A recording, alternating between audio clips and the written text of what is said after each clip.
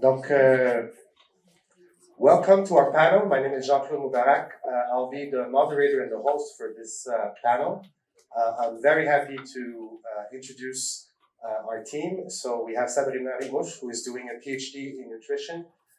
We have Isabelle Van Del Pas, research director from Collectif Récolte, an organization working with farmers in Quebec. And we have Gaspard Lépine from Gaspésie. He's from the Tricarré Coopérative and the vice president of the Union Paysanne, which is an NGO organization that asks for a more clean and more sustainable artisanal agriculture. So I'll be using 5 minutes to introduce the topic, and then I'll pass the floor and the mic to Sabrina, to Gaspard, and to Isabelle. So I was asked not to use a lot of numbers in my slides, so I decided to go all in. So let me use some illustration that a friend of mine has shared with me. Her name is Susan Prescott, and she's a psychiatrist from Australia. And we often discuss the food system together. And she has some painting to illustrate the tensions that we can see in the food system. Our food system is very broken, but we can also say that our food system is wicked in the sense that it is ethically questionable. It is producing way too much product of consumption and not enough food that are nourishing human health and the planet. And so we need to change and transform our food system, and we know that there's a lot of challenges, lack of political will, the corporate capture of society, influence on science and politics makes it so very hard for us to change the food system. There's a lot of incoherence and weird things in our food system, and some of these facts have been shared with us in this conference. For example, it's kind of abnormal to have so much fast food in some neighborhoods, right? In Montreal, it's not normal that 80% of a community is food insecure. It's not normal that we're not able to eat, and that this hot dog is the representation of what food is. So you're going all against the law. So all these things are they like problems that we can fix by a policy or intervention, or they talk about something deeper, the fact that the structure perhaps of our food system is leading to so much inequities. It doesn't work. It doesn't work. Let's change the slide. Maybe I can just go here. Okay. So one of the challenges to transform our food system is the lack of policy coherence. Often you'll see a lack of coherence between our food policies and our agricultural policies. So we're interested in understanding the lack of coherence in our food system, and we asked a question about policy coherence, but I need the slides to move on so I can talk to you. Okay. Okay. So this is to say that our food system has a lot of incoherence, things that needs to be changed. We are overexposed to an abundance of ultra-processed food, so we are driven to make unhealthy choices every day. And so we need to have a systemic perspective, and one of the problems is the lack of coherence between our policies. So we are working with the Heart and Stroke Foundation of Canada, and they ask us a very simple question. We have in Canada a recommendation with our food guide. We invite Canadians to eat less meat, more plant-based food that are more fresh and minimally processed. But however, are those recommendations also beneficial to Canadian farmers? If we start eating just fresh and minimally processed food, do we have a good impact on the economy of Canadian farmers? So we did a study with Sabrina to look at the impact of changing our food practices on the economy of Canadian farmers. So we did a macro level analysis using data from Statistics Canada. Basically, we took data that gives you an idea of all the transaction between all the different actors in the food system, and we can see when we spend $1 on food, how much of the revenue goes to farmers, how much of it goes to the processing industry, and so on. So we did this study, and we look at what's the impact of our spending on the revenues of farmers. What's the impact when we spend our food on, let's say, fresh and minimally processed foods, such as potatoes and fruits, or when we spend our money on ultra-processed food, how much of the money and revenue goes to farmers? And we found something that is very, not quite surprising, but farmers will earn between 3 and 8 times more income when we spend our dollars on these fresh and minimally processed food, such as potatoes. When we buy the same food, but in the form of an ultra-processed product, they get much less money. And it makes sense because when farmers sell their crops to the food processing industry, the food processing industry makes some of the money, and the farmer gets less. So it's good because if we buy more fresh food, it's better for our health, better for the planet. It's also better for the economy of farmers. Now, these are quantitative data. We took this data and went to talk to farmers to see, does it make sense to them? So we did interviews on-site and online with 20 farmers in Quebec and Ontario. We went to and see different types of farming, mostly plant-based production. So I don't want to say that all farmers are the same, but we're using this term just for simplicity. And we asked them to react to the numbers that we've presented them and say, okay, if you can make more money selling your food directly as fresh, what are the challenges and opportunities that you're facing? What do they think about the policy environment that is either supporting them or not supporting them in selling their crops in the form of fresh and minimally processed food? And so Sabrina will present those results. What are the challenges reported by farmers? Then we took those results and went to talk to some experts, experts working in NGOs and working with farmers to see what do they feel about the results and what's their perspective. And then we went to decision makers to speak with people that are responsible of policies to see what do they think about the farmers' perspective and what can they answer. So we went, let's say, from the field to the tower, and as we go up, we see that people are more and more disconnected from the ground. So we wanted to use this structure in our panel. I will stop now. Sabrina will talk about the results, what the farmers told us about their challenges. Then we'll go to Gaspard. He will add his perspective to our study. And then we'll go to Isabelle from the Collectif Récolte, who will also add her perspective about the challenges that organizations are living in trying to change our food system. Then we'll have 10 minutes among ourselves to ask questions, and then we'll go to the audience to finish with a period of 10 minutes. So we can start. I need some water, and I'll give you now the mic to present this. Merci Jean-Claude. Bonjour à tous. Donc je vais présenter en français, c'est correct pour tout le monde. Donc effectivement, comme Jean-Claude vient de le mentionner, on a rencontré plusieurs agriculteurs donc au Québec et en Ontario qui nous ont partagé leurs défis et les contraintes qu'ils ont rencontrées dans la production et la vente d'aliments frais. Les défis étaient de nature quand même pas mal différente, mais dans le cadre de cette présentation, je vais parler simplement des défis systémiques. Donc, merci. Donc, le premier défi qui nous a été mentionné concernait le cadre politique et économique qui a été jugé comme défavorable. Donc, on nous a parlé d'un manque de cohérence dans les politiques publiques, donc que ce soit au niveau des politiques agricoles ou avec d'autres ministères comme le ministère de la Santé. Je vais revenir sur ce point un peu plus tard en détail avec un exemple qui est très parlant. On nous a parlé aussi de subventions qui étaient mal ciblées et insuffisantes, dans le sens que elles donnaient beaucoup plus d'avantages aux grands producteurs agricoles.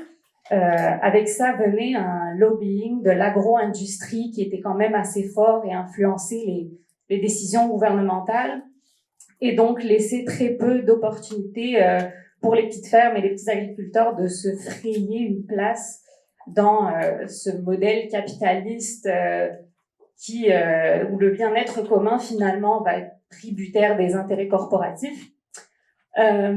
Donc, il y a un agriculteur qui, enfin, je vous ai mis une citation ici, on aura plusieurs, qui nous a dit que justement tous les systèmes étaient adaptés pour les gros producteurs qui ont beaucoup de superficie de terre, de tracteurs, de machinerie.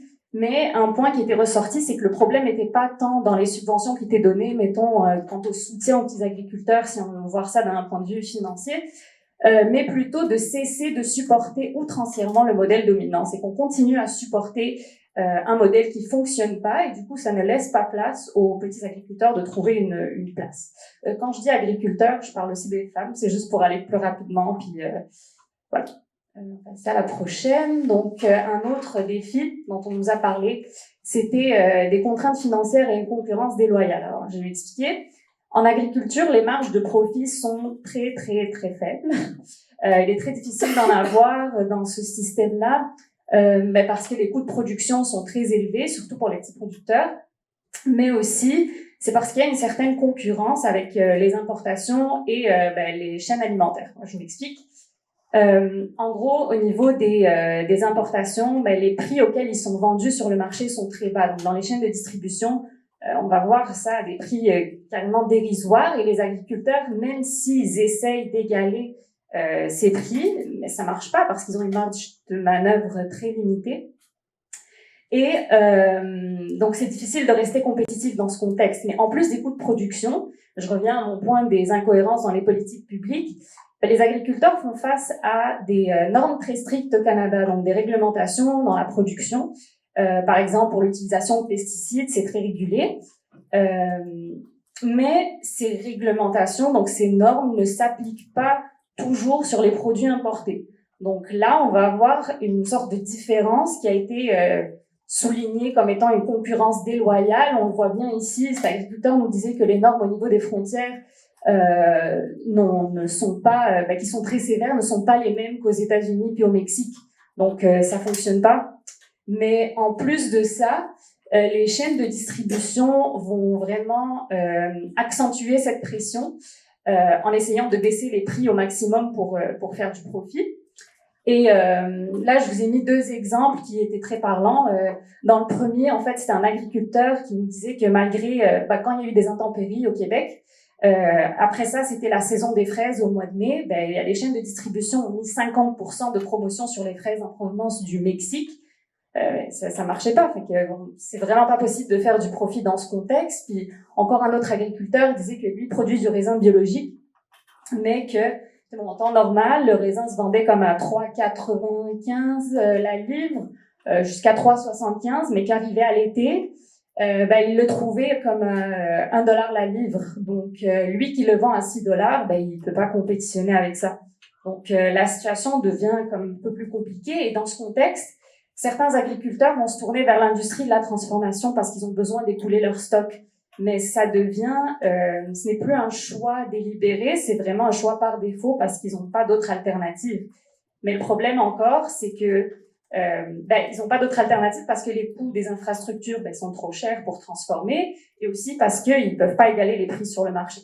Donc, la vente à l'industrie de la transformation en soi n'est pas une solution non plus parce que l'industrie va essayer de gruger aussi pour faire du profit et donc acheter à des prix très très bas. Et donc les agriculteurs finalement se retrouvent face à 3 scénarios qui ne fonctionnent pas et on voit bien qu'ils sont face à un système politique et économique qui n'est pas du tout en leur faveur. Le dernier point que je voulais aborder, c'était vraiment le manque de reconnaissance du métier. Donc les agriculteurs nous ont partagé leur perception de la façon dont ils sont vus par les consommateurs, les gouvernements et aussi les médias. Et ça complique un peu leur place dans le système alimentaire parce qu'ils nous disent qu'ils ne veulent pas être encouragés, qu'ils ont envie d'être choisis par la société, que ce choix soit assumé, comme à l'instar de toute autre profession dans la société. Puis là, je vous ai pris 2 exemples qui montrent bien qu'ils n'ont plus envie d'être utilisés comme une simple tendance qui les infantilise. Donc, il y a un agriculteur qui nous dit, moi, j'aime pas ça, le mot encourager, je veux pas une tape dans le dos. Puis un autre nous disait, moi, la phrase, je vais acheter pour t'encourager, ça me dérange. Donc, moi, je choisis mon dentiste, je choisis mon mécanicien et je choisis l'école où va ma fille. Donc, donc ça, c'était un petit peu la présentation de tous les défis et les enjeux. Mais on a eu des recommandations aussi, donc des experts qu'on a pu rencontrer. Donc, comme je vous ai dit, je vais seulement présenter les recommandations qui sont en lien avec les défis systémiques, mais on en a eu beaucoup d'autres. La première, ce serait vraiment de reconnaître le rôle central des agriculteurs et de l'agriculture locale. Donc, il faut vraiment qu'on change notre vision de la place des agriculteurs et de l'agriculture dans notre société comme vraiment étant essentielle et centrale dans nos systèmes alimentaires et qu'on puisse les impliquer davantage dans les politiques publiques.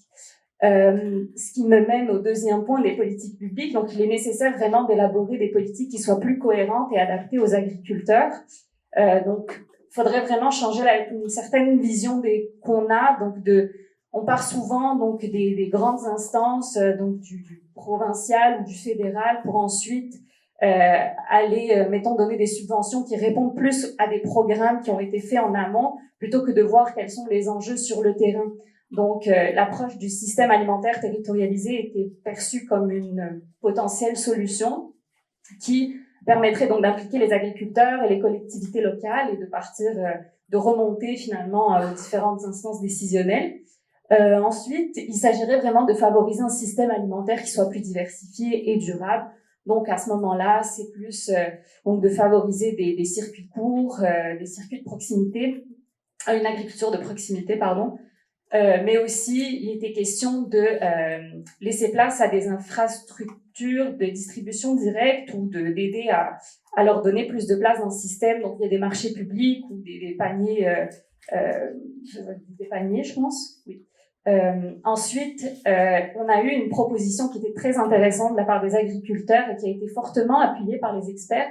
C'était celle de mettre en place un revenu minimum garanti, autant pour les agriculteurs que les employés à la ferme. Donc, ça permettrait de faire comme un filet de sauvetage pour eux, puis de leur garantir un revenu malgré l'issue de la production. Et on a eu aussi une recommandation qui était de créer, en fait, mettre en place une exception agricole dans les accords de libre-échange. Donc, pour sortir un peu, ne pas considérer finalement les aliments, notre alimentation, l'agriculture comme n'importe quelle marchandise qu'on pourrait échanger avec d'autres pays. Et donc c'est ça. Puis le dernier point, c'était vraiment concernant la transformation alimentaire. Pour la faciliter, vu que les coûts des infrastructures sont quand même très très importants, la mutualisation était une bonne voie pour les agriculteurs, donc pour qu'ils puissent réduire leurs coûts et aussi écouler leur stock et limiter un maximum les pertes. Donc grosso modo, ça fait un peu le tour de l'étude. Merci beaucoup, Sabrina. Donc, on reconnaît que le système alimentaire, il est complexe, mais je me demande si, pour pouvoir agir, il n'est pas important de structurer, d'organiser cette complexité pour essayer d'avoir des directions de changement. Donc, je tiens à dire cela. Donc, les agriculteurs qu'on a rencontrés, hommes et femmes, malgré qu'ils sont dans différents types de production, que ce soit le miel ou les fruits et les légumes, ont rapporté vivre dans un environnement qui est économiquement et politiquement défavorable à leurs pratiques. Donc, j'aimerais maintenant passer la parole à Gaspard Lépine, donc de l'Union paysanne et de la coopérative Tricarré, donc qui est présentement en Gaspésie et qui on va lui demander de réagir donc à ces données et d'amener sa perspective en tant qu'agriculteur qui navigue dans ce système complexe et parfois défavorable. Donc, merci beaucoup, Gaspard. La parole est à toi. Et je vais peut-être ensuite essayer de résumer brièvement en anglais ce qu'il a dit. All right. Cool. Merci de me recevoir. M'entendez-vous bien? Ça va? Très bien. Excellent. Dans le contexte agricole, dans le contexte un peu qu'on a présenté à l'instant, je stick sur organiser la complexité qui vient d'être mentionnée, fait que je vais revenir là-dessus. Mais avant quelques défis un peu grand public, mettons. Le premier, c'est un défi politique. Ça a été mentionné que les politiques sont pas « Hey, je vois des gens! Yeah! Magnifique! Hello! » Donc, le premier défi il est politique. Pour le monde politique, l'agriculture, c'est plus une ligne de communication politique qu'un réel enjeu.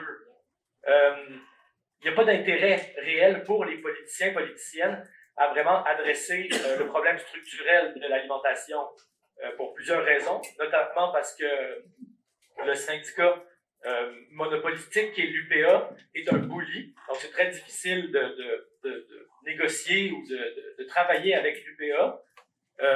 Également, il y a beaucoup d'argent en jeu. Fait qu'on parlait de l'exception agricole dans les politiques de libre-échange, mais tout ça, c'est énormément d'argent. Puis, aucun parti politique va vouloir faire effondrer la balance commerciale de sa province. Puis, finalement, électoralement, c'est pas du tout payant de vouloir, entre guillemets, attaquer les agriculteurs, parce que c'est ça qui va être défendu comme principe, c'est le fait que des politiques viennent attaquer l'agriculture telle qu'elle est, alors que nous, on veut en fait la sauver dans le fond. Tu sais. Fait que donc, politiquement, c'est vraiment pas intéressant. Fait que ça va être une ligne de com. Ça va être le garde-manger, le pilier des régions, mais tout ça, c'est juste la communication politique et très peu de mesures concrètes. Le deuxième défi, c'est le contexte économique capitaliste qui fait que la petite paysannerie a toujours été un moment de l'histoire économique dépassable. C'est dans la grande gradation, dans l'espèce de lente amélioration, qui est une rhétorique capitaliste bidon. Cette rhétorique que la paysannerie doit être remplacée par les industriels, par la modernité, c'est quelque chose de très présent, donc il est encore présent en fait, donc pour les capitalistes, ça fait pas vraiment de sens de valoriser la paysannerie qui est vouée à la petitesse, à ne pas faire d'économie d'échelle, à ne pas viser les marchés d'exportation. Donc au final, c'est juste pas intéressant dans une perspective économico-philosophique dans le fond pour les capitalistes. Puis finalement, le troisième défi qui est vraiment pragmatique, c'est la viabilité de la profession. Je veux dire, c'est pas enviable d'être agriculteur maintenant. Je veux dire, les terres valent une fortune, il n'y a pas vraiment de relève, fait qu'on peut même pas se projeter à moyen terme ou avoir ça comme une mission familiale. Puis en plus, on entend beaucoup le mirage de la technologie. J'entendais Pierre Poilievre, un danger public qui mentionnait récemment « Ouais, vendez vos vieux actifs et puis investissez dans la technologie ». Ça, c'était exactement le piège des 70 dernières années en agriculture. C'est ça qui perpétue l'endettement. C'est ça qui enferme les agriculteurs et les agricultrices dans une dynamique de dépendance à la nouvelle technologie, à l'endettement, puis au final à devoir aller vers les pratiques commerciales qui sont fonctionnelles ou qui sont viables dans ce contexte-là. Fait qu'au final, ça crée une dépendance puis un appauvrissement du monde agricole. Fait que ça, c'est trois défis qui sont clairement dans le chemin, c'est trois nœuds qui sont clairement dans le chemin de ce qu'on pourrait appeler, mettons, une paysannerie autonome, ce qui est un peu notre souhait à l'Union paysanne et à beaucoup de monde du monde agricole qui sont de tradition altermondialiste ou qui ne sont pas pour le libre-échange, mais qui veulent de nombreuses petites fermes, comme c'était le cas dans les années 50, 70, 1950 et 1970, où est-ce qu'au Québec, il y avait 100 000 fermes. Maintenant, on est à 28 000. Puis je pense qu'il y a des gens au Conseil du patronat qui pensent qu'on pourrait rouler à 15 000 fermes. Et donc voilà, ça c'est les défis. Dans les opportunités, ou qu'on pourrait appeler les luttes à venir, en fait, la question de l'approvisionnement institutionnel, c'est dans l'actualité. Là, on parle de nourrir les hôpitaux, les écoles, les garderies, les prisons, dans le fond, tout l'institutionnel, qui est une voie intéressante à condition de la développer comme il faut. Parce qu'on pourrait facilement se dire « Ah oui, l'approvisionnement institutionnel va tout sauver, va garantir aux producteurs une mise en marché garantie, des prix honnêtes et tout ça, mais rien n'est garanti à cet égard-là.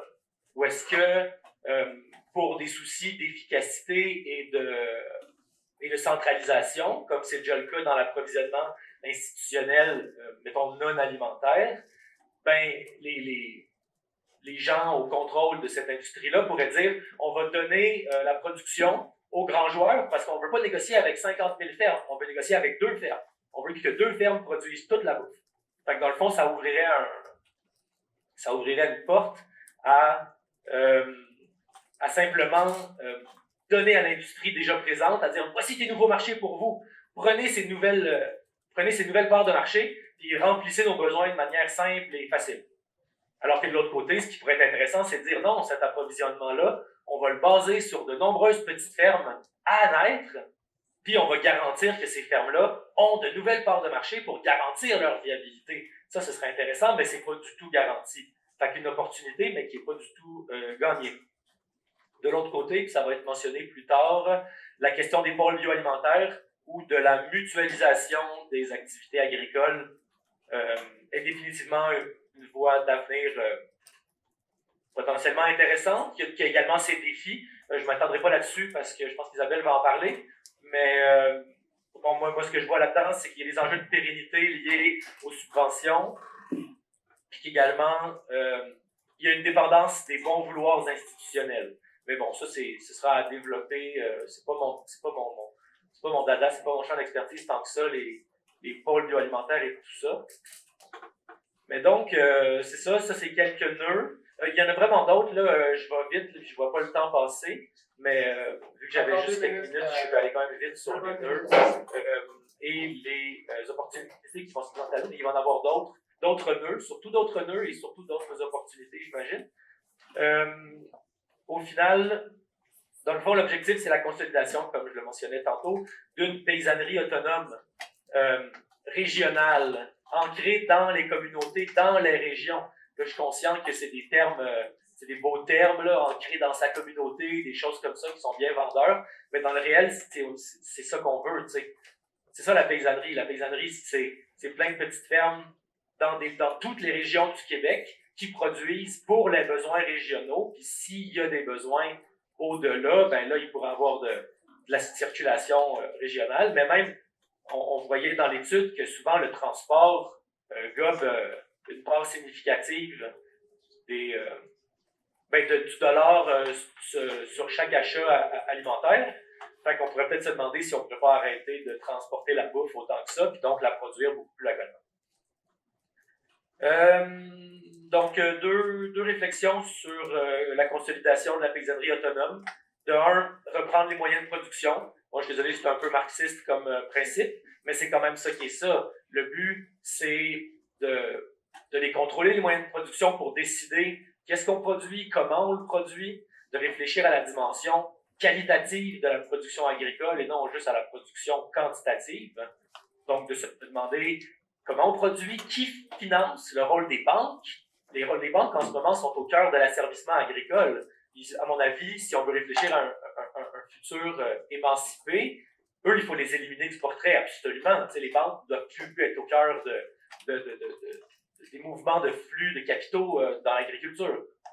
La question des propriétés collectives, à travers les FUSA ou le partage d'équipements, de matériel, il y a plein d'exemples comme ça qui contribuent au contrôle des moyens de production.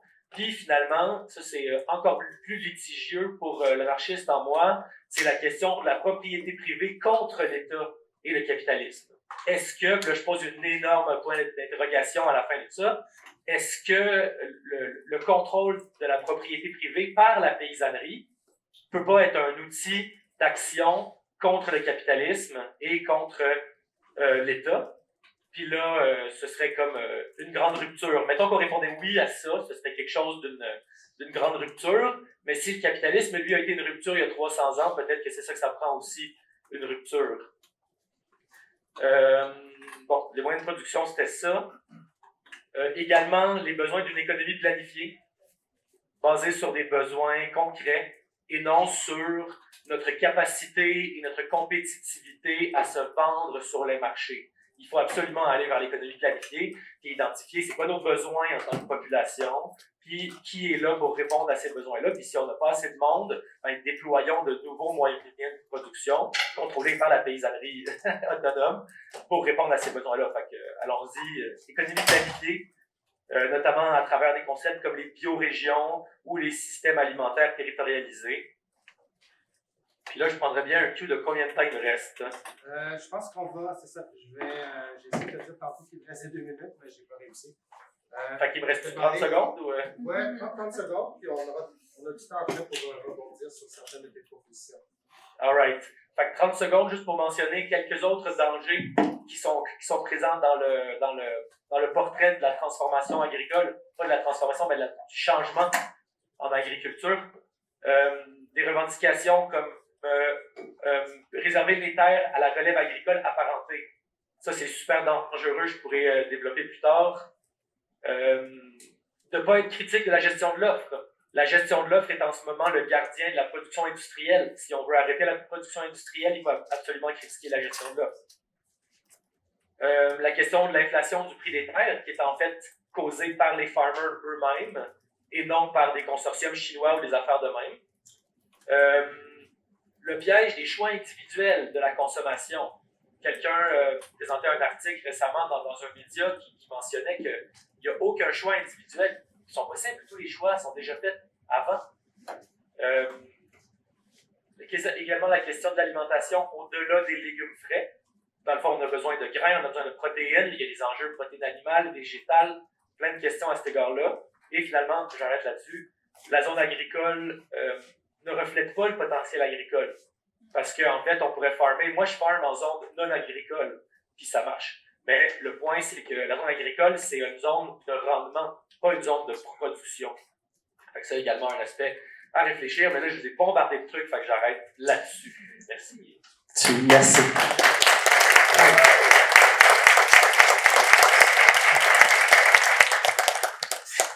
Donc, merci beaucoup. Je vais résumer brièvement. I'm going to summarize very briefly. Gaspar mentioned three issues, and they're all intertwined. So one is a political challenge. There's a lack of political will to really talk about agroecology beyond just using it as a communication strategy. The second one is the capitalistic context in which we're living, where production is more valued, quantity is more valued than the quality. And so it's not interesting to invest in small-scale farmers when we need to support and run the economy. The third is the viability of the profession. Nobody wants to become a farmer today because it is really hard. Most of the farmers we talked to told us that people around them that are farming have abandoned farming, and the ones that are still there are resisting. So they're actor of resistance in a system that is not helping them to do their job. In terms of the solution, there's a lot of things that he mentioned, but I think the common point is that we need to change our system and the way we think about food and our relationship to food. So this means valuing maybe more the quality, the diversity of the food versus the quantity that we produce. A lot of the things he talks refers to the fact that in food system are driven by people that are organized or not organized, people that have more or less power, people that have more or less resources. So here in Quebec, there's different coalitions that are driving the policy agenda towards a more greener food system, but not necessarily a more healthy food system. So I think we need to use more social and political science to understand how the system is driven by different forces and coalition and how these are aligned or not aligned. And in some cases, some coalitions are banning some of our action from going forward. Okay, so talking about different actors, we'll go to Isabelle now. Will give us her perspective working with her organization. And I think you guys are doing some advocacy for a more clean and sustainable food system, but I'll let you introduce your organization. Merci beaucoup, puis merci aussi aux personnes qui ont parlé avant. Je pense que c'est extrêmement essentiel d'entendre les producteurs, puis d'entendre leur point de vue. Puis on s'entend que là, on parle des plus petits producteurs qui essayent de faire de l'agriculture autrement, puis plus durablement. Donc, c'est principalement de ces gens-là qu'on veut parler aujourd'hui. Maintenant, pour cadrer un peu, Jean-Claude le disait tout à l'heure, en fait, le collectif Récolte est une organisation qui est plus dans un rôle d'accompagnement. Notre objectif, c'est vraiment c'est d'aider le système alimentaire et les acteurs qui travaillent dans ce système alimentaire à ça fonctionne. À s'en aller vers un système alimentaire qui est plus local, plus durable et plus inclusif. et plus solidaire dans le volet inclusif également. Donc, on est vraiment dans ce rôle d'accompagnement et de catalysation, puis on travaille avec des acteurs du cycle alimentaire complet puis du système alimentaire complet. Donc, ce qui nous donne une perspective systémique de la problématique et de voir aussi comment, justement, on peut faire cheminer des solutions à travers le système alimentaire. Donc, vous voyez quelques images là d'ateliers d'idéation collective ou de co-création sur lesquels on travaille. Donc, pour revenir très rapidement sur certains points qui ont été mentionnés avant, on a mentionné le problème du modèle économique dans lequel l'agriculture fonctionne. C'est certain que ce qu'on voit, c'est que les producteurs ont de la difficulté à être en même temps avoir en même temps la charge financière de tous de tout ce qu'ils ont besoin d'acheter pour pouvoir faire leur travail, alors qu'ils vivent déjà dans un système qui est très inégal. Puis je pense que l'exemple des FUSA qui a été mentionné tout à l'heure par Gaspard est un exemple intéressant. Dans le FUSA, la propriété de la terre n'est pas portée par le producteur lui-même, mais la terre lui est prêtée pendant une longue durée. Donc, ce qui permet au moins déjà d'enlever cette charge financière-là pour les producteurs. Maintenant, on a parlé aussi de mutualisation. C'est le sujet principal, en fait, que je voudrais aborder aujourd'hui avec vous. Donc, vraiment dans la perspective dans laquelle je travaille, qui est comme plus comme dans l'action de comment on opérationnalise, quels sont les défis qui viennent avec et les avantages qui viennent avec. Donc,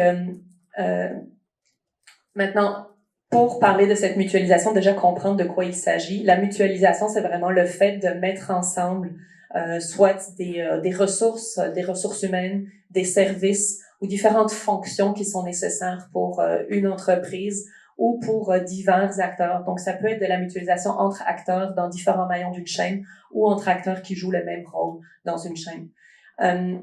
Si on regarde la perspective des producteurs, on a abordé plusieurs enjeux par rapport aux producteurs.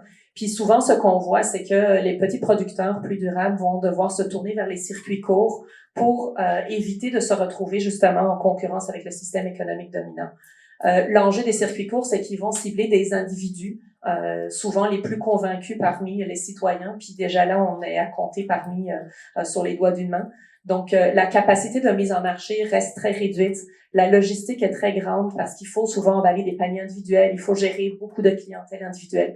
Donc, c'est certain que pour un petit producteur, d'arriver à porter cette charge, ça reste une option parmi d'autres, mais ça peut pas être la seule solution de mise en marché. Donc, moi, ce qui me reste à l'esprit aussi, c'est il y a un mois environ, il y avait le Forum SAT, qui est un forum système alimentaire territoriaux du Québec. Puis une des productrices qui témoignait ce jour-là avait dit, elle disait malgré tous les problèmes qu'on a, puis là on parle de producteurs qui prennent des arrêts de travail parce qu'ils sont à bout du rouleau, mais malgré ça ils sont frustrés parce qu'ils disent on ne fait pas tout ce travail-là pour nourrir uniquement les plus favorisés parmi nous, mais on aimerait pouvoir produire des aliments qui vont atterrir dans l'assiette des gens qui en ont le plus besoin. Puis ces gens-là n'ont pas l'argent, puis nous on n'est pas capable de produire à moins cher parce que malheureusement ça coûte ce prix-là. Fait comment on fait? Le collectif Récolte a porté depuis 2020 un programme qui s'appelle Système alimentaire local et intégré à Montréal, financé à travers Montréal en commun.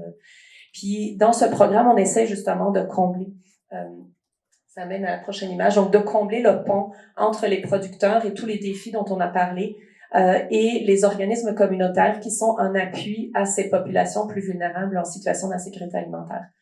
Maintenant, les deux ont en fait des enjeux similaires, manque de moyens, manque de ressources humaines et manque de temps. Donc, d'essayer de pallier les besoins de l'un et de l'autre serait une façon, en fait, de rendre accès à ces aliments de très bonne qualité et locaux à des gens qui en ont le plus besoin. Encore là, le problème, c'est que le prix est un enjeu, donc il faut aussi aller diversifier les solutions. Donc, une autre clientèle que nous avons regardée dans le cadre du Saline, c'est la clientèle des institutions, sachant que parmi les institutions, on a des institutions qui vont aller cibler des personnes vulnérables comme les CPE, qui vont cibler la tendre enfance, donc parmi lesquelles on a quand même un taux assez élevé d'insécurité alimentaire, et le milieu médical, où on va aussi justement retrouver beaucoup de personnes aînées ou des personnes qui médicalement ont besoin d'avoir de l'alimentation plus saine. Mais tant les organismes communautaires que les institutions ont besoin d'avoir des solutions faciles, ont besoin d'avoir un endroit où ils ont pas le temps d'aller marchander 150 petits producteurs pour aller chercher les aliments dont ils ont besoin. Donc, de ce côté-là aussi, on a ce même enjeu. Donc là, la mutualisation vient jouer un rôle pour se demander si on était capable, non de créer comme une longue chaîne logistique comme on voit dans le milieu conventionnel, mais de créer un maillon intermédiaire qui est porté par les producteurs, dans lequel ils ont leur voix, qui sont la capacité décisionnelle, mais qui vient leur enlever cette charge de travail de la mise en marché, puis qui en même temps permet aux différentes clientèles d'avoir un seul point d'accès et donc qui peut leur donner les avantages qu'un grossiste peut leur donner, sauf que ça leur permettrait d'avoir accès à des aliments qui sont locaux et sains et qui sont produits par des petits producteurs d'ici. Donc là, on rentre en fait dans la phase la plus complexe de la mutualisation, qui est la mise en place de pôles logistiques alimentaires, étant définie par une entité qui va combiner un ou plusieurs fonctions de la logistique alimentaire. Donc, le pôle dont je vais vous parler tout à l'heure, qui s'appelle l'Aube, pôle nourricier, qui s'est situé dans l'ouest de l'île de Montréal, se penche en fait sur toute la mécanique de la mise en marché, de la distribution alimentaire. Et donc, un pôle logistique peut être quelque chose de physique, mais peut aussi être quelque chose de purement virtuel. Donc, l'Aube, elle, en fait, a commencé en étant une plateforme TI de mise en marché et de prise de commande. Donc, qui a permis aux 6 institutions qui ont embarqué en 2021 dans le projet d'avoir accès à travers un point unique de commande à des aliments qui venaient de 4 fermes de l'ouest de l'île de Montréal. Donc ça a été le début en 2021. Maintenant, en 2021, en 2022, ils ont réussi à vendre pour une valeur de 36 000 $ collectivement, sachant que les producteurs continuaient leur propre mise en marché en parallèle. Donc, l'objectif de l'Aube, c'est vraiment en fait d'augmenter cette capacité de mise en marché pour les producteurs, pour qu'ils puissent aussi augmenter leur production, parce que plusieurs des producteurs avec qui on travaille ne cultivent même pas la totalité de leur terre, simplement parce que leur capacité de mise en marché est trop faible. Donc, au fil des années, finalement, ils ont réussi à acquérir un camion qui leur permet de faire le transport mutualisé, le transport groupé à travers 3 jours par semaine de leurs aliments, ce qui a permis la dernière année de sauver environ 14 000 kilomètres de route. Puis là, on parle d'une alimentation ultra locale. Aujourd'hui, on est dans un rayon de 100 kilomètres autour de Montréal. Donc, on a quelques producteurs qui sont en Outaouais, quelques producteurs qui sont dans l'ouest de l'île. Et donc, malgré ça, on est capable d'aller sauver ce kilométrage-là. Donc, ils ont exploré aussi la question de l'entreposage, au début à travers simplement un camion, une remorque réfrigérée sur le terrain d'un des fermiers. Donc, ça commence vraiment tout petit. Puis graduellement, en grandissant, aujourd'hui, ils cherchent en fait un lieu plus large pour pouvoir entreposer les aliments, puis d'avoir vraiment un genre de hub physique qui puisse être ce transfert. Maintenant, on a parlé aussi tout à l'heure de la transformation. Si on parle des institutions puis qu'on leur vend, par exemple, des légumes racines, ils ne vont jamais accepter des légumes racines qui ne sont pas pré-coupés, lavés et qui sont pour eux donc faciles d'utilisation. Puis là encore, on a besoin d'équipements de transformation primaire. Si on vend un grossiste, on va perdre le revenu qui vient avec. Donc, à travers des pôles logistiques, graduellement dans le temps, ils sont capables d'aller acquérir ce genre d'équipement-là. Le pôle de l'Aube n'est pas encore rendu à cette étape, mais c'est dans les étapes dans lesquelles ils veulent pouvoir cheminer. Donc aujourd'hui, 2024, en fait, on était à 10 fermes actives dans l'Aube, 16 institutions dans le milieu médical, le CPE et des cantines d'université qui sont clients de l'Aube, 45 organismes communautaires qui desservent les populations vulnérables et qui avaient accès à des produits à un prix légèrement réduit. On s'entend qu'encore là, ça va être parfois aussi les aliments qui ne sont pas adéquats pour les institutions, mais qui permettent au moins d'avoir des aliments très, très sains qui arrivent dans les organismes qui les servent les plus vulnérables. Puis il y avait aussi 13 épiceries ou restaurants qui valorisent le local ou qui valorisent le zéro déchet, qui sont déjà des clients de l'Aube. 41 tonnes d'aliments vendus, donc une valeur de plus que 300 000 $ en 2024, puis on espère que tout ça grandit. Mais malgré tout ça, l'Aube ne serait pas encore financièrement viable comme entité parce que c'est sûr que ça prend des ressources humaines pour faire ce rôle d'intermédiaire, même s'il est porté par les producteurs. Donc, les enjeux restent grands. Au niveau des producteurs, il reste l'insécurité. Est-ce que ce genre d'initiative va perdurer dans le temps? Gaspard l'a mentionné aussi. Est-ce qu'ils vont réussir à trouver des sources de financement pour justement aller combler cette part qui était portée par le collectif Récolte à travers le programme Salim pendant les premières années? Est-ce que ils vont être capables de maintenir une gouvernance saine entre les participants parce que c'est extrêmement complexe de faire valoir en fait les intérêts de chaque membre, puis il y a quand même des réalités différentes, tant au niveau des fermiers qui mettent en œuvre que des organismes qui vont aller acheter ces aliments. Donc, puis l'accès au savoir aussi, on parle de mutualisation, mais en fait, c'est une hypothèse que la mutualisation est viable et pertinente et efficace. Puis donc, tout notre travail est basé sur des hypothèses qui ne sont pas validées suffisamment par la recherche. Il y a très, très peu de littérature qui aborde ça. Donc, même si on va voir les producteurs, on essaie de les embarquer dans cette aventure. C'est dans un mode expérimental qu'on le fait. Donc, c'est que ça reste quand même quelque chose d'extrêmement risqué pour les gens qui embarquent. Et donc, je pense qu'il y a besoin d'investir là-dedans. Puis l'autre élément quand même, c'est que si quand on voit ce genre de pôle logistique qui se met en place, vu la complexité, je pense que le rôle de cet accompagnement qu'on a offert à l'Aube pendant toutes ces années, qui était tant en logistique, aller chercher des experts, faire fonctionner tout ça, on a substitué une grande partie du personnel aussi pendant les premières années, financer différents éléments qui leur ont permis de grandir. Donc, il faut pas sous-estimer la complexité de la mise en place de ce genre d'initiative. Là, j'imagine que j'ai dépassé mon temps. Merci. Merci beaucoup Isabelle donc, pour cette intervention. I'll summarize very briefly in 2 sentences, but in this very competitive world, her NGOs works to try to bring together farmers with organizations that are buying foods and working to fight food security. So this idea of working together to try to bring together different actors of the food system that have a hard time doing their work. So working together is one of the solutions. However, you talked about the challenges of maintaining this work together in the long term, because organizations such as yours and others have a lack of resources. And one can wonder if we can keep going on fixing the problems of our food system, working with NGOs, or if we should ask the state to have a more important role for the long term. On va passer maintenant à la période de discussion entre nous. So we're going to have a time to discuss amongst each other. I want to ask Gaspard and Isabelle and Sabrina if they want to ask questions to react to their presentation. And if you guys can maybe go back also to results to see if what we propose makes sense. We feel that farmers' work today is against the tide, and that overall the political environment is not favorable to their practices. So please, if you can react to that and then see if you have some question, and then we'll open up to the floor. Je pense qu'avec tout ce dont on a discuté, il y a comme 3 éléments qui, j'ai l'impression, ressortent un peu plus.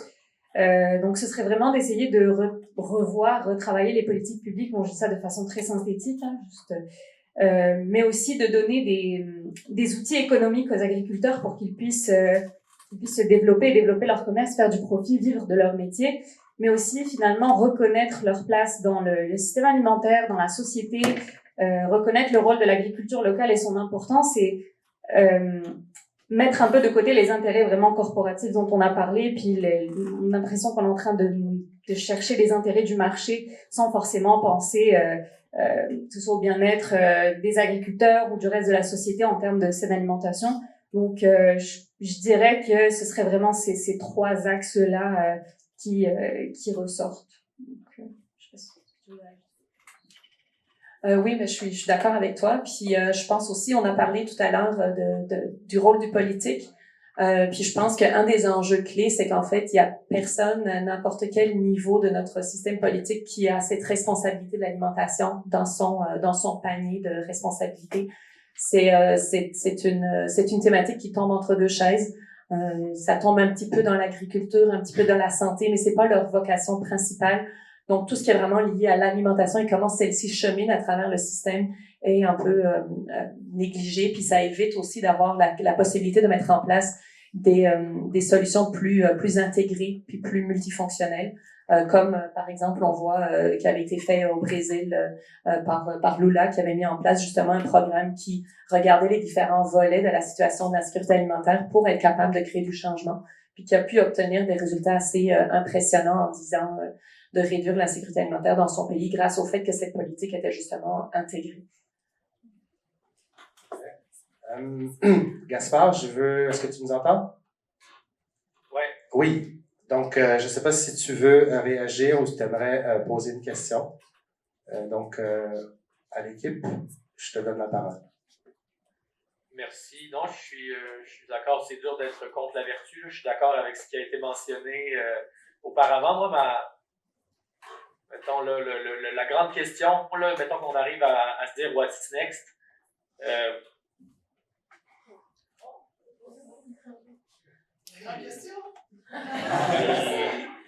Que, mettons, le communautaire en agriculture avait des enjeux de finance. Dépendait de... Excuse-moi, est-ce que tu nous entends? Tantôt, c'est une phrase que j'aime bien. Dans le fond... Gaspard, excuse-moi, est-ce que tu nous entends? Parce qu'on t'a perdu. Je vais juste te demander de recommencer. Je m'excuse. Ouais, pas de stress. Vas-y. Donc, c'est ça, le communautaire en agriculture. Donc, la question, c'est what's next? Si le communautaire est précaire et n'a pas de financement périn et évolue dans la précarité, on peut aussi constater que notre complexité est très mal organisée, notamment par notre syndicat agricole. Fait que moi, je me permets une minute pour parler de l'UPA, qui est l'Union des producteurs agricoles, qui est un syndicat qui a une situation de monopole. Donc, c'est le seul syndicat qui est autorisé à être accrédité par la loi du Québec. C'est une exception mondiale, ça n'existe pas nulle part ailleurs.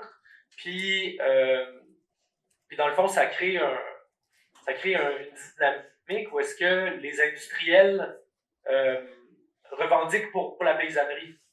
Ce qui fait aucun sens, dans le fond. Les industriels, moi, c'est mes adversaires idéologiques. Je suis pas intéressé, puis je consens pas à ce qu'ils parlent pour moi ou pour la paysannerie en général. Mais on est là, tu sais. Fait que, ouais, c'est ça, de voir que les limites de la représentation que l'UPA peut faire de ses propres membres. Faut voir que l'UPA, c'est un syndicat de propriétaires, là, c'est un syndicat de patrons, ça.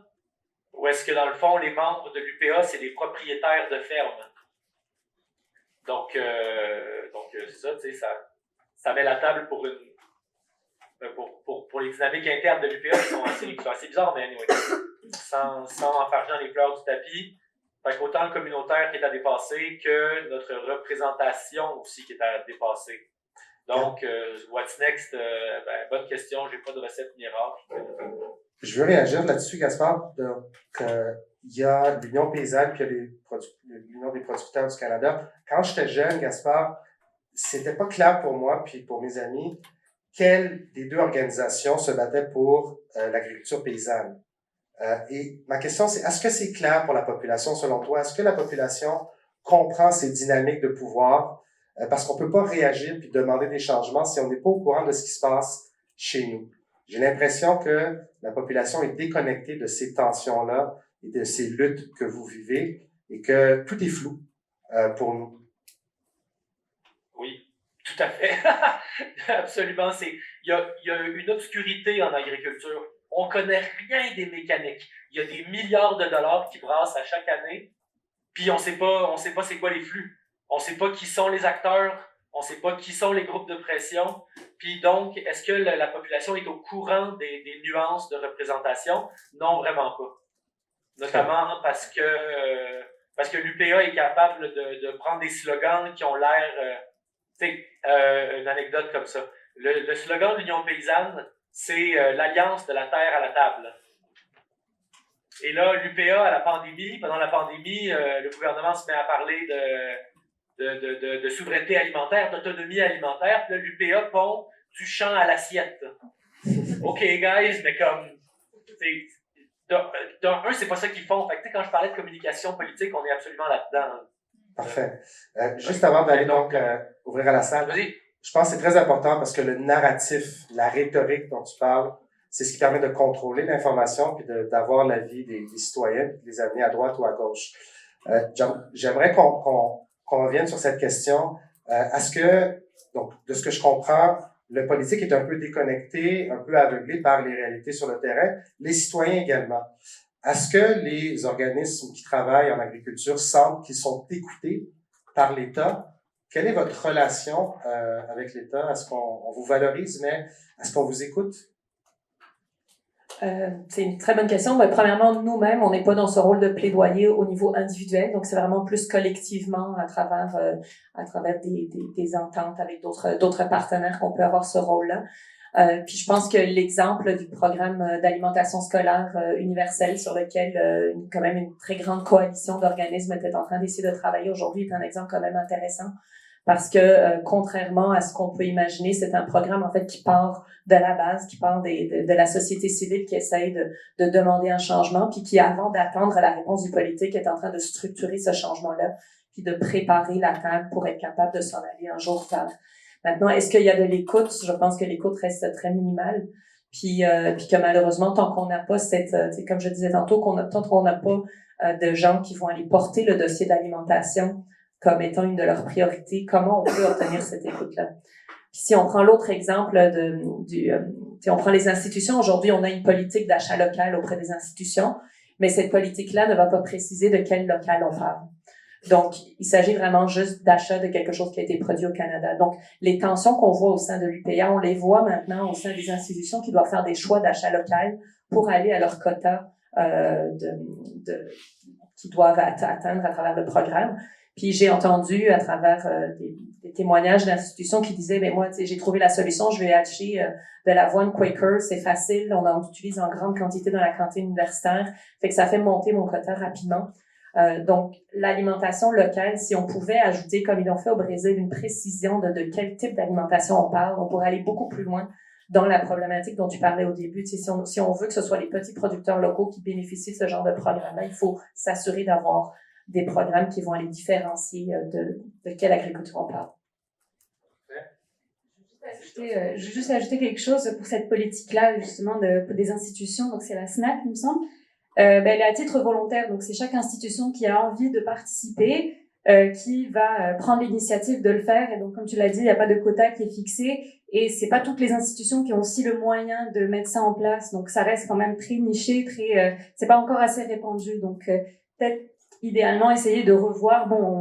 Des entrevues, c'était souvent ressorti que c'était pas possible d'instaurer des quotas ou de limiter, de réglementer ça, mais si on pouvait revoir la politique de façon à inclure le plus d'institutions possible, ce serait une potentielle solution. Merci beaucoup, merci beaucoup. Donc, we're going to go to the floor now. We've tried to describe a food system where we have coalition of actors that sometimes have different interests, different resources. And the narratives are so important to understand how those different coalitions may align or not align. We are encouraging Canada to buy more of these fresh and minimally processed food, and this could be more beneficial for farmers, yet they're living so many challenges in trying to sell those foods to us through the market. So I want to open the floor to see how this maybe makes sense for you in your context, in your countries. And we're describing a food system where our farmers are going against the tide.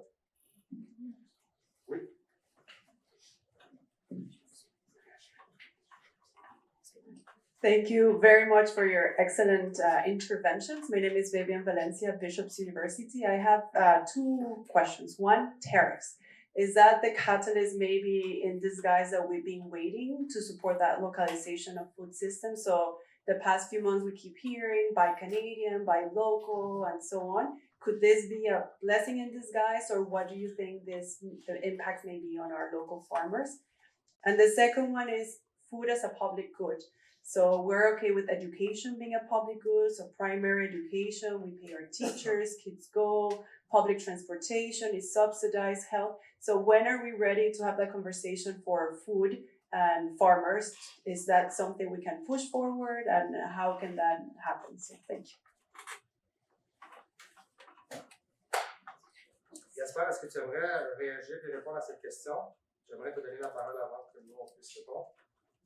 J'ai vraiment eu de la misère à entendre l'intervention. J'ai pas compris la question, je suis désolé. OK, donc la deuxième partie de la question, c'est est-ce qu'on peut considérer les aliments comme des biens publics et non des commodités? Est-ce qu'on est prêt pour faire cela aujourd'hui? Et la première, c'était à propos des tarifs. Est-ce que c'est, considérant le contexte économique et politique, est-ce que c'est le bon moment pour instaurer des tarifs pour pouvoir supporter davantage notre production locale? All right. Donc, le moment des tarifs, ben, c'est toujours bon de mettre des tarifs. Moi, je ne suis pas un partisan du libre-échange. Après ça, il ne faut pas le faire n'importe comment.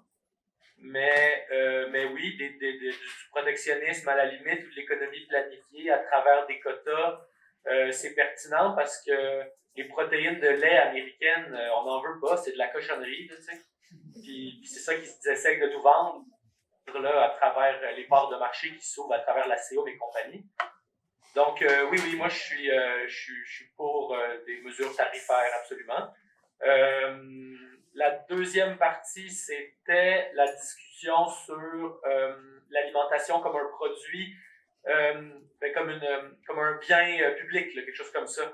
C'est vachement intéressant, mais on est peut-être prêt au niveau des intellectuels d'une gauche quelconque, mais concrètement, les politiciens veulent rien savoir de ça parce qu'ils vont crier au communisme ou à des choses comme ça, parce que je pense que le climat social où est-ce qu'on pouvait faire de grands changements progressistes est fini. Il n'y en aura plus de... Je pense que c'est... Ouais, désolé Jean-Claude, je t'ai vu réfléchir, mais je t'ai vu réagir, mais non, mais je pense que c'était les 30 glorieuses là, que les capitalistes acceptaient les changements progressistes. Je pense que maintenant, il va y avoir des backlash conservateurs, puis il n'y aura pas de... Je pense que ça n'arrivera pas. Mais peut-être, mais I guess, tu sais, moi j'embarque. Je suis full down. Mais c'est pas moi qui décide, fait qu'au final, je pense que ce serait pas... Je pense que l'avenir est dans l'autonomisation, dans notre libération de l'emprise de l'État. Donc, à l'inverse de la reconnaissance d'un bien public. Donc, la fin des États et le retour aux communautés. I guess. Is that good? You wanted him also to react to the tariff that the US is imposing on us? Well, also to Sabrina, I mean, like you've been looking also at food systems, localization challenges. So I wonder the current tariffs that are in place, not setting new ones or anything, but the current tariffs that are happening and all the tensions. So could this help perhaps mobilize politicians and give that final push to thinking of our local food system and okay, we need to rely more on it, we need more infrastructure, better policy. Do you think it may serve as that catalyst? And I know this is speculative, but based on your research, what do you make of it? Ça fonctionne, non? Vous m'entendez? Je pense que toute fenêtre d'opportunité peut être bonne pour être utilisée comme un levier pour, disons, motiver les troupes à changer les choses. Mais il faudrait faire attention aussi parce que on a vu ça avec la pandémie de Covid-19. On parlait d'autonomie alimentaire, comme disait Gaspard avant. Faut encourager la production locale, les agriculteurs, etc. Mais ça n'a pas forcément aidé tous les agriculteurs. Ce n'est pas tous les petits agriculteurs qui ont profité de cette fenêtre d'opportunité. Et on a vu aussi, on l'a vu pendant les entrevues, lorsqu'on a posé la question aux agriculteurs, que quelques temps après que la pandémie se soit calmée un peu, eh ben, c'était un retour à la normale. Donc, il y a eu, oui, un pic de vente pendant une certaine période, mais ça s'est vite dissipé après. On est revenu au même système et maintenant, ça devient encore de plus en plus compliqué. Il y a des fermes qui ont fermé. Donc, je pense que oui, ça reste une fenêtre d'opportunité parce qu'en politique, on le voit bien que c'est comme ça que ça fonctionne. Il faut saisir l'opportunité puis voir un peu quels sont les sujets de société qui marquent le plus pour... bon, il y en a des programmes politiques derrière, etc. Donc, je pense qu'il faut, oui, saisir cette opportunité-là pour valoriser davantage l'agriculture locale, les petits agriculteurs qui en ont le plus besoin, mais aussi bien le faire et que ça perdure dans le temps et non pas simplement profiter d'une tendance pour faire parler de ce sujet. Je vais conclure parce que tu veux acheter quelque chose? Mais je voulais peut-être juste rebondir sur ce qui a été mentionné tout à l'heure, que en tant que consommateur, consommatrice, on n'a pas nécessairement le choix complet de ce qu'on consomme.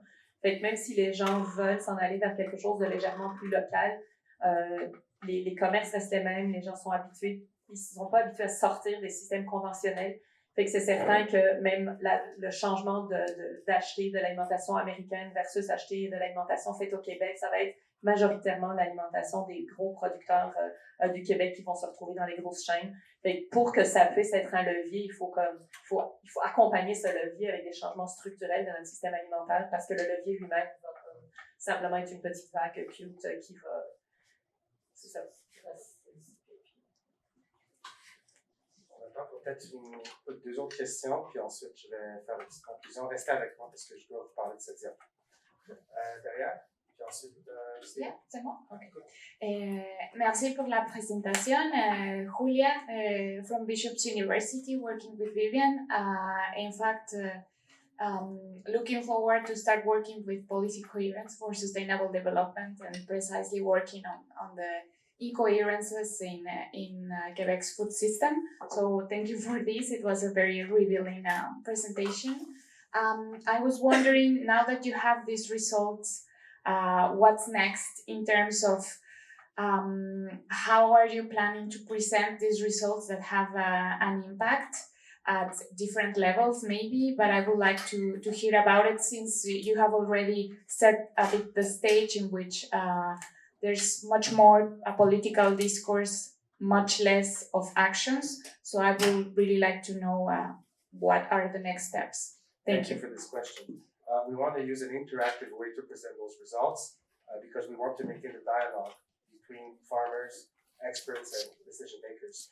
We think that the results are super cool to use in a cartoon where we can have different actors talking together. We can show that they're not listening to each other, that the reality is something, and then the decision maker is blind to the system. So I think that would be very interesting to keep talking about this. And we want to bring this forward and to show the disconnection between the farmer's claims and the decision maker. So we're going to play the game and bring it to the media to try to publish a paper, a report, but also trying to show to the population, look, there's different narratives. What is the story that you want to pursue? Because we all need to push a story. And so I think this will be one of the ways. And some decision makers didn't want to answer us, claiming that these are opinions from farmers, that they don't have to answer to opinion, they need to stick with the science. That's interesting to say and to talk and to share. Stephen, before we conclude.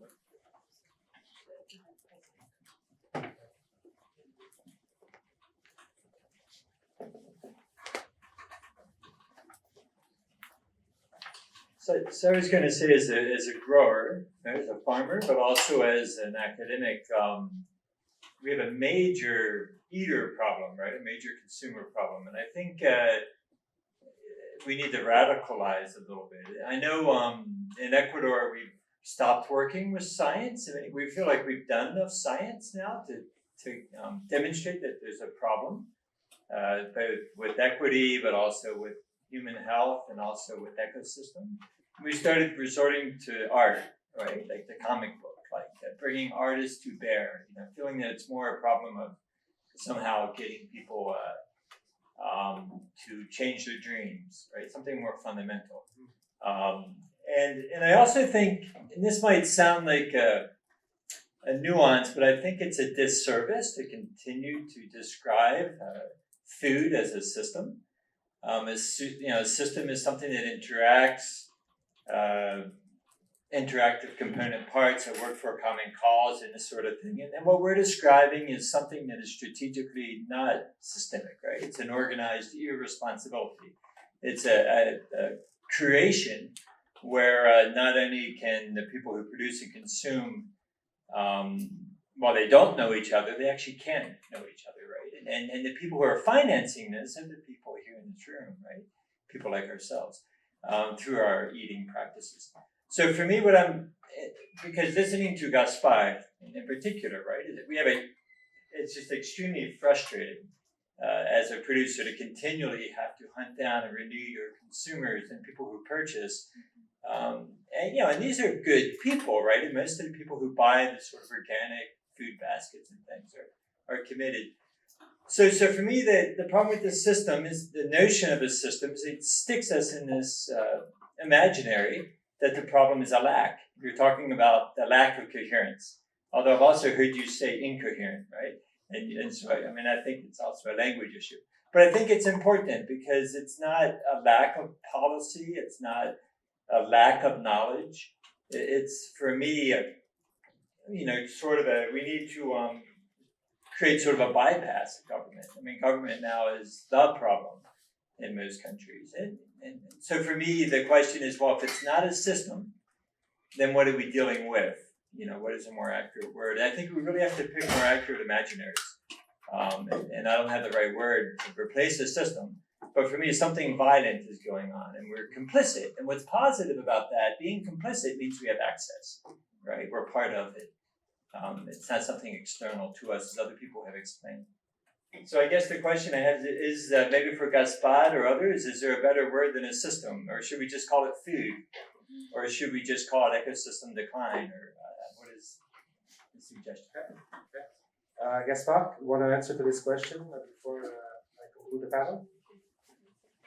J'ai encore eu de la misère à entendre, mais la question des mots, là, c'était la question des mots. Puis, Est-ce que le terme système, c'est le meilleur terme pour décrire ce qui n'est pas toujours très organisé? On comprend que les coalitions, elles existent, mais elles ne sont pas toujours organisées, structurées comme on les décrit théoriquement. Donc, la question, c'est est-ce qu'il y aurait un meilleur terme qu'on pourrait utiliser pour décrire ce qu'on appelle le système alimentaire? En tête, vite comme ça, on pourrait utiliser food web. Fait qu'une toile à la place d'un système, ça évoque quelque chose de plus organique, ça évoque des interdépendances, de l'interconnexion, ça évoque un peu le tissu social, ça évoque aussi ce maillage. Fait que je pense que food web, ça vient d'où? C'est-tu David Graeber qui parlait de ça? Je me souviens. Et puis c'est un article qui parlait des food web avant la colonisation. Puis c'était super intéressant. Je pense que c'est Graeber dans un de ces derniers, là. En tout cas. Donc, ouais, changeons. Je pense que ne pas utiliser système peut être une avenue intéressante, vu l'importance du langage, le pouvoir du langage et tout ça, là. Okay, and then perhaps once we have this word, we can look at the relationship between the actors, because I think this is where it gets very interesting. The different interests and resources and beliefs they have that they put forward to advance the strategy that they're using, the power imbalance. I think these are, more tangible, more practical things that we can measure. And I want to, so there's one more question. Allô? Oui, moi c'est Rachel avec le Conseil du système alimentaire montréalais. I'm going to ask this question in English. Gaspard mentioned that we're in a period of a lot of not open-mindedness in terms of policy. I want to underline that in cities across the world, they have often been at the forefront of change because it's change at a smaller scale. And that there's still a lot of openness in Montreal. So yes, there's a federal election coming up in a month. There is a provincial election coming up next year. But also at the end of this year, there's a municipal election. So I wanted to ask the panelists if they see any openings for Montreal to reimagine the way they work in food. Montreal is putting forward a lot of different food policies right now. So coming from your work, what would you ask at a city level that we can do?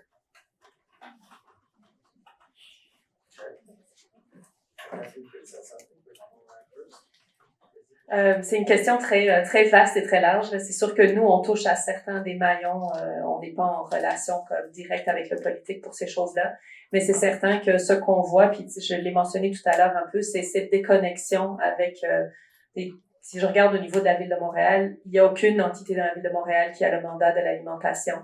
Fait que si, par exemple, les grands parcs doivent prendre une décision, ils ont leurs propres intérêts qui vont passer avant les intérêts de l'alimentation. Si tous les différents secteurs, si on regarde le secteur de l'eau, tous les différents secteurs touchent de près ou de loin à l'alimentation, mais étant donné que leur vocation primaire ne l'est pas, comment est-ce qu'on peut faire monter dans la priorisation des intérêts cette question de l'alimentation pour tout le monde? We did an evaluation of all the food policies that Montreal has in terms of creating healthy and sustainable environment. And we can say that, yes, Montreal has done a lot. there's opportunities also to take. For example, Montreal has a lot of interest for the ecological transition, and it's a great way to talk about food, not just what the different practices that are polluting, but how can we have this transition, but in order to have a more healthy but also sustainable food system. And sometimes nutrition is forgotten, and there's a lot of interest for the ecological transition. I think it's time to enter the food, and I think Montreal has a lot to do. Montreal has a committee that has the mandate to devise food policies, but the committee does not have any competency in food, which is a contradiction, I believe. Yeah, so they have a very limited power, but they should have much more power because they're close to the neighborhoods and they're more close to reality also. I want to conclude this beautiful panel with another piece of art. So I don't know if you know Jesus Rodriguez. He's probably one of the most unknown famous artists in the world. He passed away. He did 2 albums, and then he stopped. The reason why, he was a victim of discrimination and racism. He's Native American and also Mexican, and people said that he was as talented as Bob Dylan back in the days. And so his music is beautiful, and he was unknown. But at the same time, he was super popular in another country, in South Africa. So in South Africa, they were listening to his music and they thought he was better than Elvis. At the same time, he was in Detroit working shitty job, not knowing that he was as popular as Elvis. That's incredible. It's an incredible story. And I wonder what would happen with him if he was in an environment that recognized his talent. He could have done like 50 albums, and he could have write so many nice poetry to charm us. So sometimes when we work in academia, we feel that our action are interesting. We work at the fringe. I wonder, what could you do if your public institution were seeing your work more? I think our public institution needs to create the fertile ground so that our flowers can flower more. And I'm sometimes very frustrated to see how the government and the public institution are disregarding people like you who are really trying to change the system. And so he says, we can still try to change the system doing our small action, but sometimes you look at the system and you're a little disappointed. And the system sounds like a joke. So he says, we need to have a system change, because how long can you wake up in this comic book and plant flowers? So these little actions of yours are great, but if they are valued by the system, by your government, we can reach for the sky. And I think that's the sad story, is that people like him, people like us, are undervalued in our system, and this perhaps needs to change. And this conversation was stimulated by a conversation I had with Gaspard. He said he left the academia some time ago because he said university are not the places for transformation. And that's maybe true, but it's still sad. So thank you very much, Gaspard. Thank you, Isabelle. Thank you, Sabrina. I want to say that while we wait for the system to change, we have to rely on the youth and the future. So I want to thank Sabrina because she organized this whole panel. I did nothing but just witness her job. So thank you so much, and have a great day.